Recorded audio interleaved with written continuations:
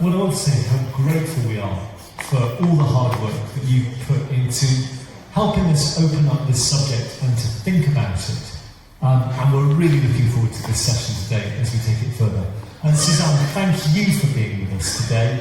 We're really looking forward to hearing your perspectives and understanding, and it's great that you're here to really assist us in this. So thank you for being with us. We're most grateful. Who's starting off? Is it me or me? I think it's me. It's definitely me. So yeah, first of all, thank you so much for having me here. I have enjoyed doing this, but I'm sure Bishop Michael's going to ask more questions and I can go into this. So my first question to you, Bishop Michael, is I'm curious to understand what prompted the diocese to undertake the racial justice audit. As Christians, we believe that every human being is made in the image of God.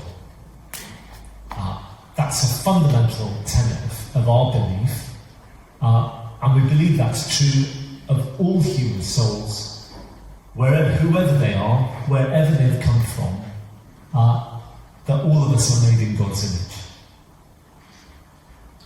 And I think that has a corollary to it.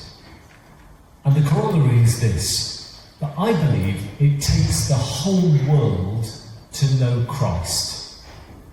No one group of people ever gets the claim that they know everything that there is to know about Jesus.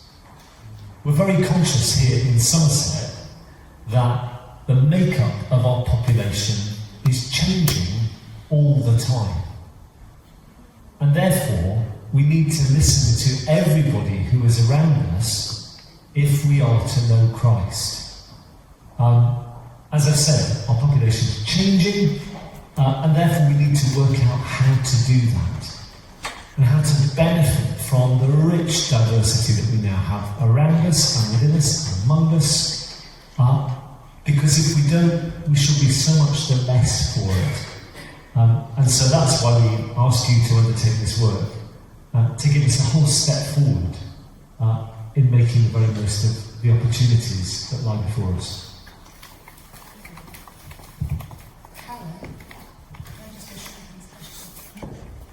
So I've got another question, because I thought we were going to do this back and forth. So were there any areas of concern or uncertainties that prompted or motivated the request to carry out the audit?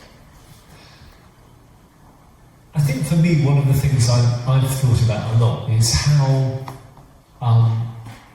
much variety we have right across our country, our county, I should say.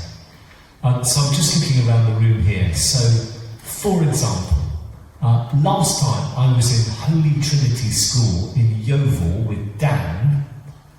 That was to walk into a school assembly which was made up of people from children from all whose ethnic backgrounds were from all around the world. It was just quite extraordinary to see so much diversity all gathered together in one place, and that's in part of Yeovil. But then I look at Justine in Galmington, and last time I was in Galmington, Justine, you were saying how rapidly the demographic of your parish is changing, and that presents a whole different set of questions. Then I think about being in Curry Rival for their end of year school assembly this year, where I looked out at 150 children in front of me. Just one child came from a global majority heritage background, and I thought, that must pose a whole set of questions about how that works there as well. So there's something about our diversity and how we work with that I think is a really fascinating question for us here in Somerset. Let me ask you a question, otherwise it's all me talking. And we're much keener to hear from you. What we'd love to know is, how was it for you to undertake the work that you did with us, and what are the main insights that you gained from it?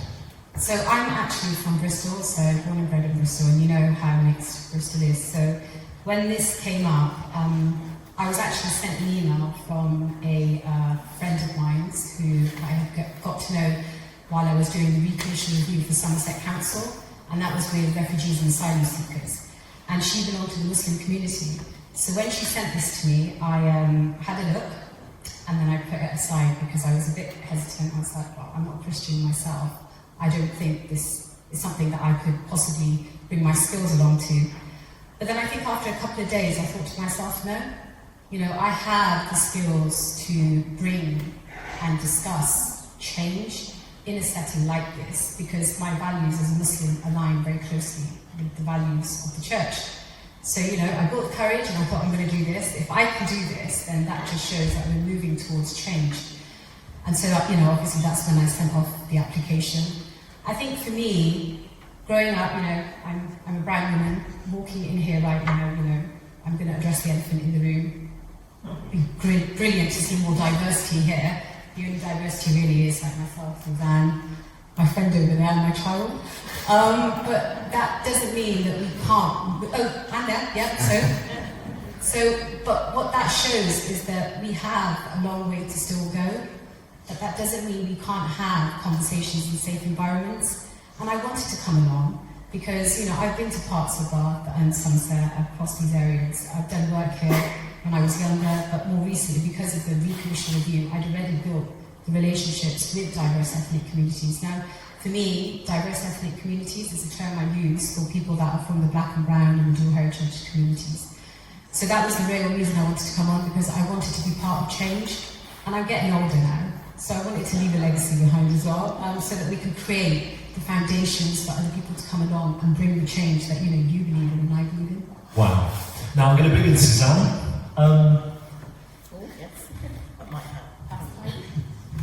Suzanne, could you just share with us some of your perspectives as you think about our county of Somerset, and particularly about these questions of how we have justice across our county, how we live well together, and how we do that in an area that's becoming that's a changing area. What are the things that are front of mind for you? I'm kind of thinking, obviously the church is going through a lot of change, and you'll know, Bishop, that I'm part of working with you guys to help that. My background is race equality, and I've worked with quite a lot of institutions in the past, so the fact that you're actually going through this change is of real interest to me. And I've clearly, after the death of the Stephen Lawrence inquiry and the death of Stephen, worked with institutions, mainly the police, around going through change. So I just want to address that to begin with, saying that I have experience of how change is not always comfortable. The issue of our county is a difficult one in as much the times that we're living in. I mean, need I tell you that it's a very, very, very difficult time we're living through just now. And, our county is changing. It's very visibly in some areas very, very different. For one case in point, you might have not seen many black or brown people in the past. Now you see quite a few, and So we've got this change that we're going through, not only change within the church, but we've got change going on in communities. That change is going to need to be supported and helped. There's clearly the things that are happening politically, just now are not helping matters, and they're getting people to question where they live, who their neighbours might be, who their colleague might be. There's issues of mistrust swirling around, and the summer of the flag waving or raising was really difficult, and there are people still talking about how they feel about that. And the lived experience of living in a rural community is what I can talk to.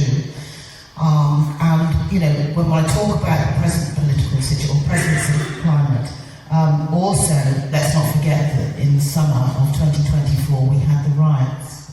Now, I really wanted to actually give you, as an audience, my experience of that, if I can, Bishop Michael.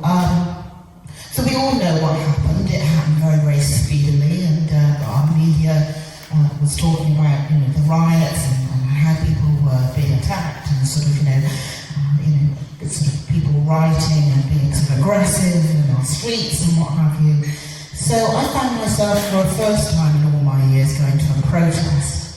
So I have a daughter who lives in Bristol. I was visiting at the time, like everybody else, listening to and watching this unfolding story, you know, feeling the shock and horror and audaciousness of it. But then realising I had to return to Yeovil, and it was at that time that I heard from a colleague that actually there was a Zoom meeting that evening I might like to attend that had been called, and that there was indeed a protest the following morning, following afternoon, following evening, actually tea time, a counter-protest, and I might like to go along to that. As I was actually working in Taunton that day, she'd also said that something was going on in Taunton, a counter-protest, and I might like to go along to that.